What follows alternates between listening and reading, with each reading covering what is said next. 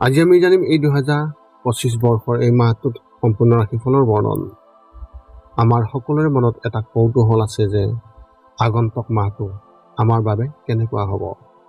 বহু ধৰণৰ প্ৰশ্ন আমাৰ মনত উদয় হয়, যেনে ব্যৱসায় বা চাকৰিৰ ক্ষেত্ৰত অগ্ৰগতি হ'বনে নহয়, বা কিবা নতুন প্ৰত্যাহ্বানৰ সন্মুখীন হ'বলগীয়া হ'ব নেকি, এনেধৰণৰ বহুতো প্ৰশ্ন।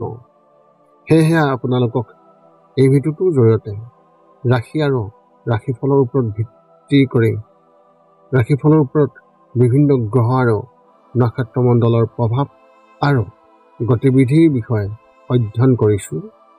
এই কথা মনত ৰাখি আমি আপোনালোকক এই 2025 বৰ্ষৰ এই মাহটোত ৰাশিফলৰ মতে সঠিক মূল্যায়ন কৰিছোঁ, যাতে আপোনালোকে সেই অনুসৰি প্ৰস্তুতি চলাব পাৰে।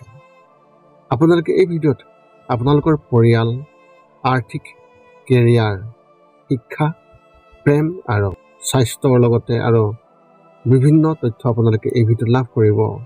ইয়াৰ দ্বাৰা আপুনি জানিব পাৰিব যে আপোনাৰ ৰাশিফলৰ অনুসৰি কি কি প্ৰস্তুতি চলাব লাগিব। গতিকে আপোনাৰ ৰাশিফল অনুসৰি প্ৰস্তুতি চলাওক।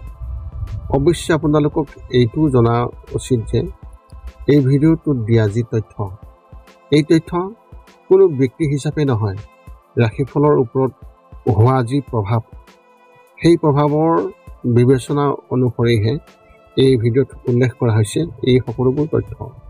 গতিকে এনেদৰে আপুনি আপোনাৰ জীৱনত ঘটিব পৰা সকলো কথাৰ তথ্য লাভ কৰক। গতিকে কোনো পলম নকৰাকৈ এতিয়া আমি এই 2025 বৰ্ষৰ এই মাহটোত যি ৰাশিফলৰ বৰ্ণন, সেই ৰাশিফলৰ বৰ্ণন আপোনালোকক আগবঢ়াবলৈ আগবাঢ়িছোঁ। আপুনি এই 2025 বৰ্ষৰ জুলাই মাহটোত ধনাত্মক ফল আপুনি কেনেধৰণৰ লাভ কৰিব তাৰে তথ্য জানি লওক। এই 2025 বৰ্ষৰ জুলাই মাহত আপোনাৰ জীৱনৰ নতুন মাত্ৰা যোগ হ'ব। এই মাহটো আপোনাৰ বাবে কৃতিত্ব হ'ব, য'ত আপোনাৰ পৰিকল্পনা আৰু সপোন বাস্তৱায়িত হ'ব। আপোনাৰ আত্মবিশ্বাস আৰু ব্যক্তিত্বৰ যথেষ্ট বৃদ্ধি হ'ব, যিয়ে আপোনাক আপোনাৰ লক্ষ্যত উপনীত হ'বলৈ আৰু অধিক শক্তিশালী কৰি তুলিব। দীৰ্ঘদিন ধৰি অসম্পূৰ্ণ হৈ থকা ইচ্ছাবোৰ এতিয়া পূৰণ হোৱাৰ সম্ভাৱনা আছে। সামাজিক জীৱনত আপুনি প্ৰশংসা আৰু সন্মান পাব, আৰু নতুন যোগাযোগে আপোনাৰ জীৱনত ইতিবাচক পৰিৱৰ্তন আনিব। আপুনিও অধিক আৰ্থিক বিষয়ত ভাল ফলাফল পোৱাৰ সম্ভাৱনা আছে, যিয়ে আপোনাৰ আৰ্থিক অৱস্থা অতি শক্তিশালী কৰি তুলিব। এতিয়া আপুনি জানি লওক, আপুনি এই 2025 বৰ্ষৰ জুলাই মাহটোত কেনেধৰণৰ সাৱধানতা অৱলম্বন কৰিব লাগিব। এই 2025 বৰ্ষৰ জুলাই মাহত আপুনি আপোনাৰ আচৰণ আৰু সিদ্ধান্তৰ ওপৰত বিশেষভাৱে গুৰুত্ব দিব লাগিব। আপোনাৰ অসাৱধানতা বা অত্যাধিক সংবেদনশীলতাই আপোনাৰ সম্পৰ্কত মানসিক চাপৰ সৃষ্টি কৰিব পাৰে। গতিকে পৰিয়াল আৰু বন্ধু বান্ধৱীৰ সৈতে আলোচনাত সতৰ্ক হ'ব। যাত্ৰাৰ সময়ত সাৱধানে কাম কৰক, কাৰণ আঘাত বা পলমৰ সম্ভাৱনা আছে। বিশেষকৈ বিনিয়োগৰ সৈতে জড়িত বিষয়ত কথা হ'লে সিদ্ধান্ত গ্ৰহণ কৰাৰ ক্ষেত্ৰত খৰখেদা এৰাই চলিব লাগিব। ছাত্ৰ ছাত্ৰীসকলে নিজৰ অধ্যয়নত গুৰুত্ব দিব লাগিব আৰু নিজৰ লক্ষ্যত উপনীত হ'বলৈ কঠোৰ পৰিশ্ৰম কৰিব লাগিব। ব্যৱসায় আৰু চাকৰিৰ ক্ষেত্ৰত ফল এনেধৰণৰ।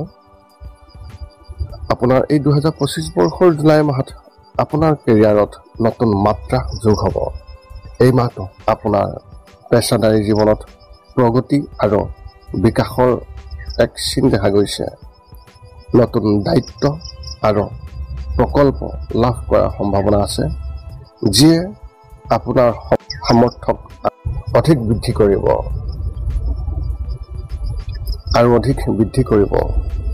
যদি আপুনি নতুন অংশীদাৰিত্ব গঢ়ি তোলাৰ পৰিকল্পনা কৰিছে, তেন্তে এইবাৰ অনুকূল উচ্চ বিষয়াৰ পৰা আপুনি প্ৰশংসা লাভ কৰিব। যদিও আপোনাৰ দলটোৰ সৈতে সমন্বয় বজাই ৰখাটো অতি প্ৰয়োজনীয় হ'ব।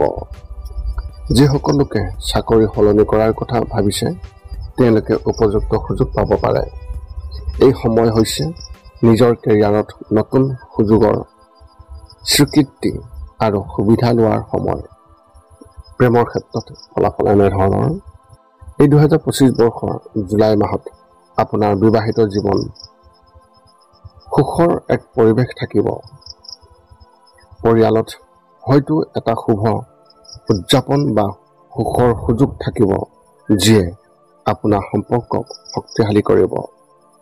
প্ৰেম জীৱনৰ ইতিবাচক পৰিৱৰ্তন আৰু আপোনাৰ সঙ্গীৰ সৈতে আৱেগিক সম্পৰ্কও গভীৰ হ'ব।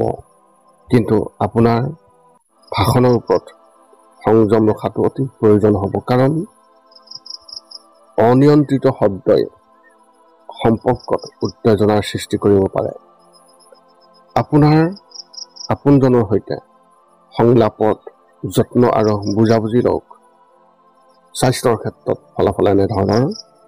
এই 2025 বৰ্ষৰ জুলাই মাহত আপোনাৰ স্বাস্থ্য সাধাৰণভাৱে খুবেই ভাল হ'ব, কিন্তু কৰ্মৰ চাপ আৰু মানসিক চাপৰ বাবে ভাগৰুৱা আৰু শক্তিৰ অভাৱ হ'ব পাৰে। পেট আৰু যকৃতৰ সৈতে জড়িত যি সমস্যা, এই সমস্যাৰ সৃষ্টি হ'ব পাৰে। আপোনাৰ খাদ্যৰ প্ৰতি বিশেষ গুৰুত্ব দিয়ক। যোগ আৰু ধ্যান ধাৰণাৰ অনুশীলন কৰি আপুনি মানসিক শক্তি আৰু স্থিতিশীলতা লাভ কৰিব। নিয়মিত ব্যায়াম আৰু আপোনাৰ দৈনন্দিন জীৱনত ভাৰসাম্য ৰক্ষা কৰিবলৈ আৰু মানসিক চাপৰ পৰা মুক্ত হৈ থাকিবলৈ জিৰণি ল'বলৈ আপুনি চেষ্টা কৰক। এতিয়া আপুনি জানি লওক এই 2025 বৰ্ষৰ জুলাই মাহটোত আপুনি কেনেধৰণৰ প্ৰতিকাৰ অৱলম্বন কৰিব লাগিব।